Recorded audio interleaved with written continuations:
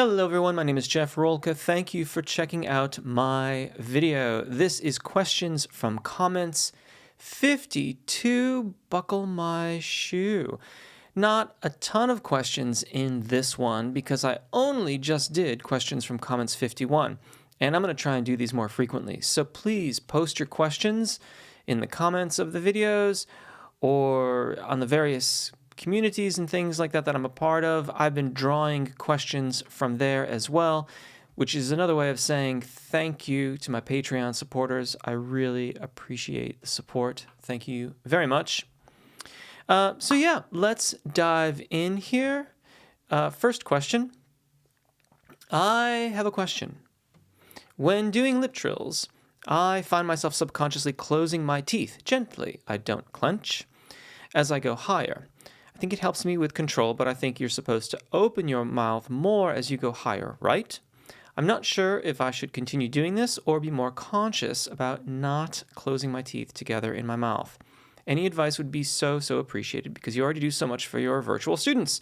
P.S. I only do this with lip trills.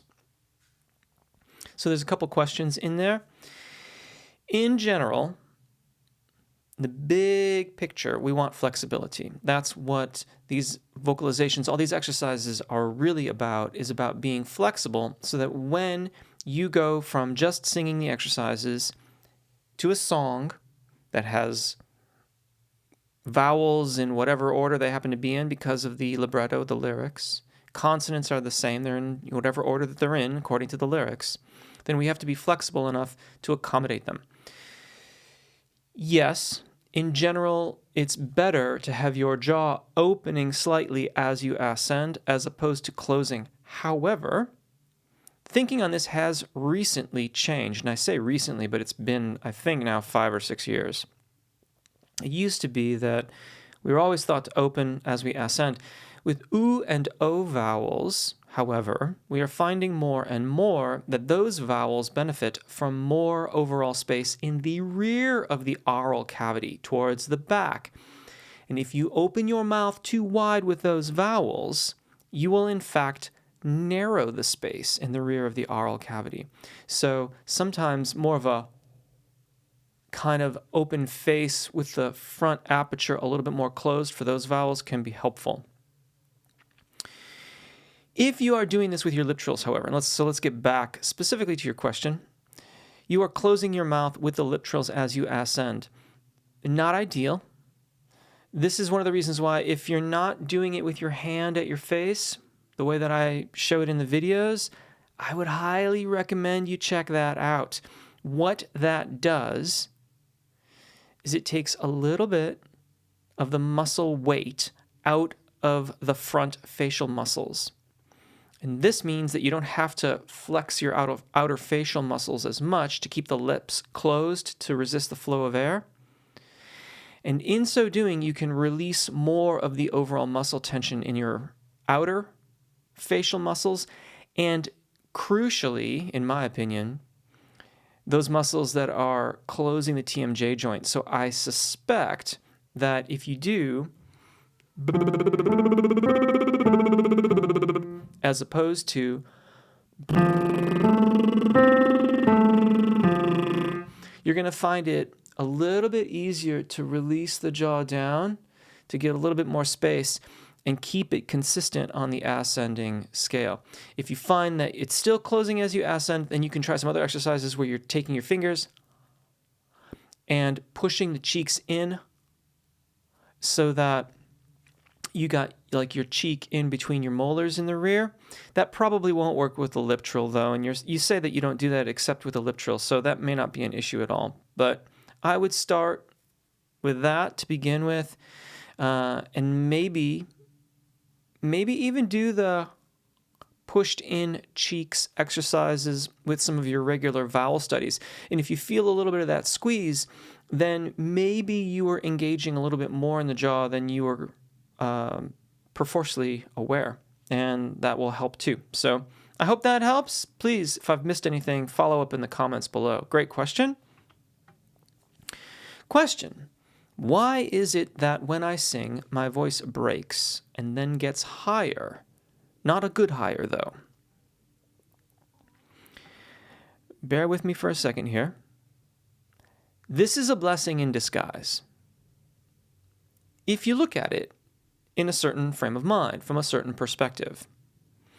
When our voices break or crack and I don't know exactly what's happening to your voice, but it sounds as if you're ascending and then it's kind of breaking onto those higher notes, but they don't sound the way maybe you want them to because you say they don't sound good to you. These are all blessings in disguise because they are indications of how your voice is out of balance. And if you can find the balance, then you will be able to decide what it is you're looking for and how to get it. So, for example, let's just say that this individual is, and I don't know for certain, I don't know much at all about this person, but they're talking about singing higher notes, and it's not what you want. So I suspect it's something like,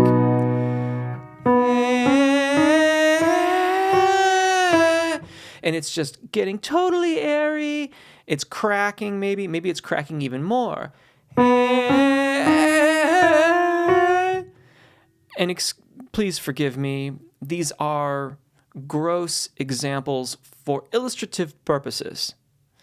So I guess it would be kind of funny if you looped that and said this is a voice teacher, but please don't do that, or go ahead. It doesn't matter. It's all for illustrative purposes. That actually reminds me of something that happened in high school, but let's move on swiftly.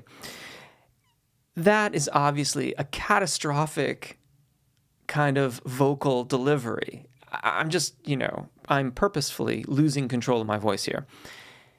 And there are other ways of being out of balance that aren't as obvious. Or maybe they're just as obvious, but they're not as catastrophic.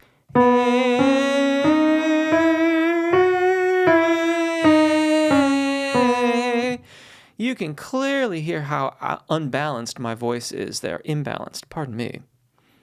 And yet it didn't crack or break because I navigated the registration event only marginally, but a little bit more successfully.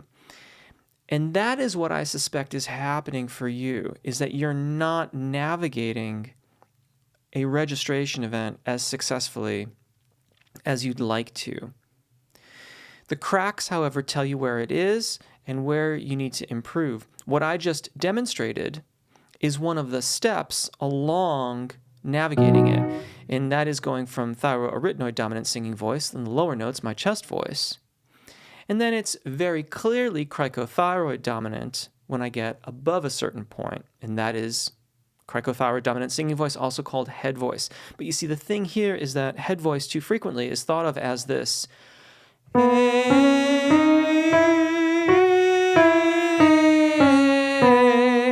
Where it has this very heady, if you will, affectation to it. But when you really learn to balance things out, the transition is still there, but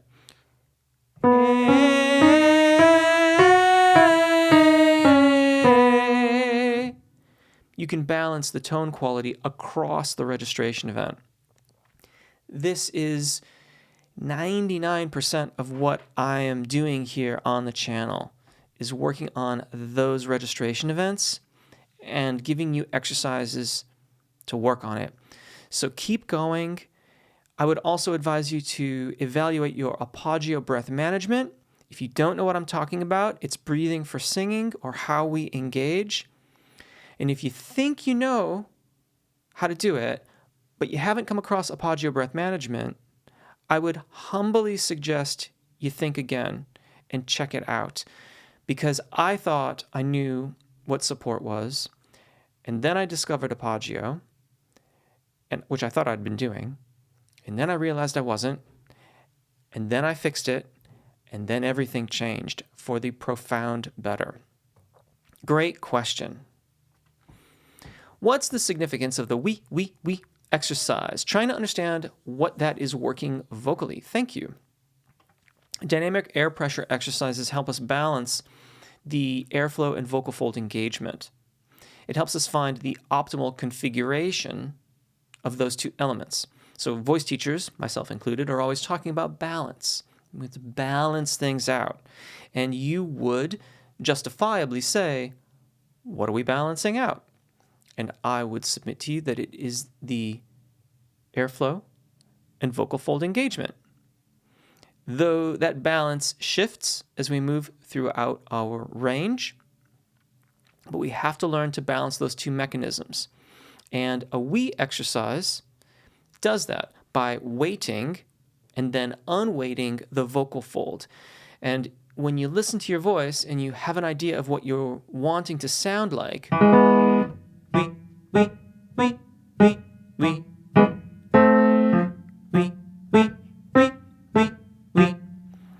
then that weighting, unweighting gives your voice an opportunity to change the equation, to change which element is more or less part of it, and then do it again. So, for example, if you did those exercises and you got we, you would rightfully think that that's a bit on the airy side. Or you might also have we, really squeezy, super squeezy. You listen to it, come to an understanding of what you're hearing, and this is why I do examples in the videos, so you can listen to my example and say, okay, Jeff's saying we, and I did we. What happened there? Okay, it's too airy. Now, you might not know what that means is you need more vocal fold deduction. And so you need to change that equation. And we don't do it consciously necessarily. We try to think about the sound that we want. We provide the framework for it in terms of good engagement. We try it again. We. Sometimes you need a different vowel, but usually E is a very good vowel for vocal fold deduction. On the other hand, if you're very squeezy, such an unpleasant sound. And then the example was we. You're going to have to increase the airflow so that the vocal fold isn't making up so much of the energy required to make that pitch. There is a third component to this practice, which is coordination. The W in the we exercise makes it a lot easier to be coordinated.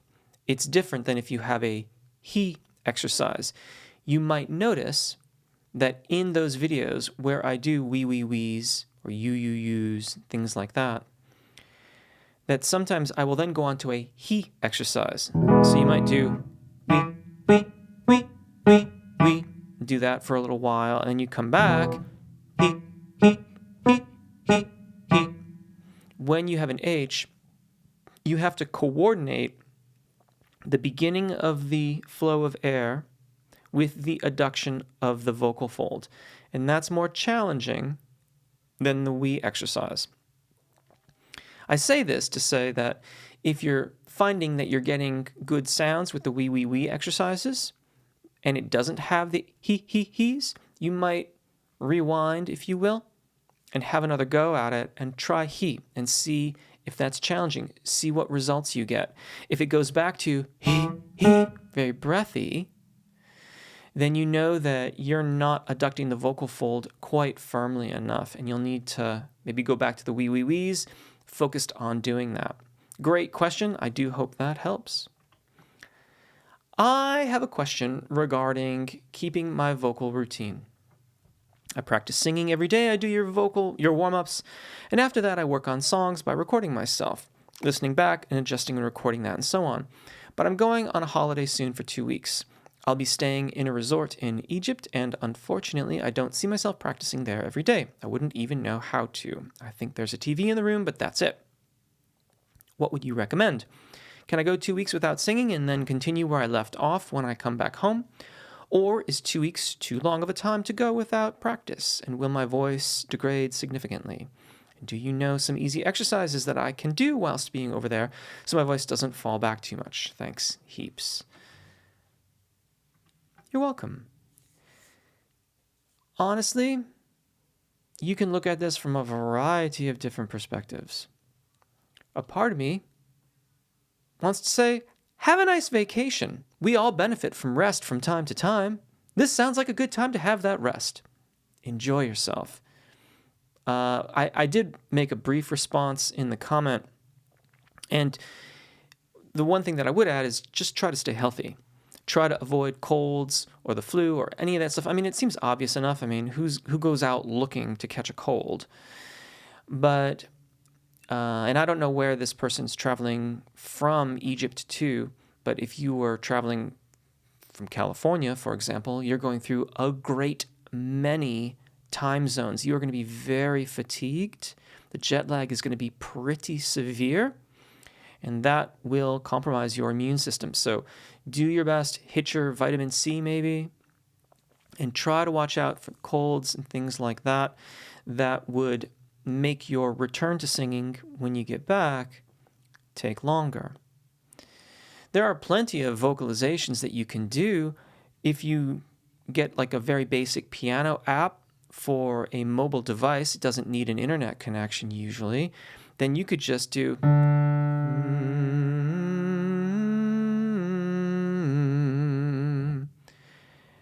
do a few minutes of that every day in your hotel room. You get a little ear training in, as well as some nice soothing, humming vocalizations. It just feels nice to do that sometimes.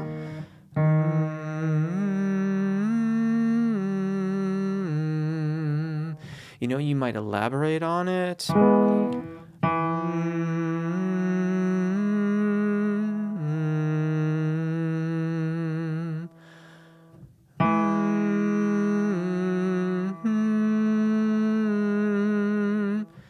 Play around, have some fun with it. Vocalizations don't always have to be the regimented kinds of things that I do here on the channel. The exercises, I do them for very specific reasons, but you can have a lovely time keeping your voice limber, keeping it from just locking up too much on you, so that when you do come back, you really do hit the ground running, and you'll probably have to make up a little bit of time, but your return to singing won't be anything like if you should catch a cold, much less laryngitis or anything like that, or you get laryngitis as a result of a cold or flu. That will really set you back. And on the other side of it all, if you did take 2 weeks off, when you came back, what you might find is that some of the new habits that you have been establishing in your practice will feel quite more in contrast to any old habits that might want to exert themselves into your return to singing. Because when you come back into that moment, oftentimes you can very distinctly feel the old habit versus the new habit. And if you can identify which is which, it can be a truly helpful growing experience. I have often found that to be true when I get colds. So even if you do travel, you're going to travel, but if you do get a cold, you can in fact learn a lot from the process of rehabilitation after the cold. I'm not saying it's ideal to get a cold or anything like that, but it isn't the end of the world. Above all else, though, I personally have never been to Egypt. I don't know much about it, to be perfectly honest, but it sounds like a fascinating place, and I would encourage you to enjoy it as much as possible. Have a lovely time, travel safe. If you find time to do some very easy vocalizations, great. If you don't, the 2 weeks that you spend in Egypt, I suspect will have an amazing impact and a profound impact on how you look at the world. Or maybe, I don't know, maybe you go there all the time. But if I went to Egypt, I suspect that faced with that level of history, it would change the way that I see things. And that too will teach you a lot about what you're doing with music. So that's it for this episode of Questions from Comments. If I've missed something, if you'd like me to elaborate more on something, drop it in the comments. Thank you again to my Patreon supporters. I truly appreciate the support. It means very, very much to me. Thank you. Thank you if you've chosen to subscribe. And everyone else, have a wonderful day. Take really good care of your voices, enjoy singing, and hopefully we'll see you again. Bye.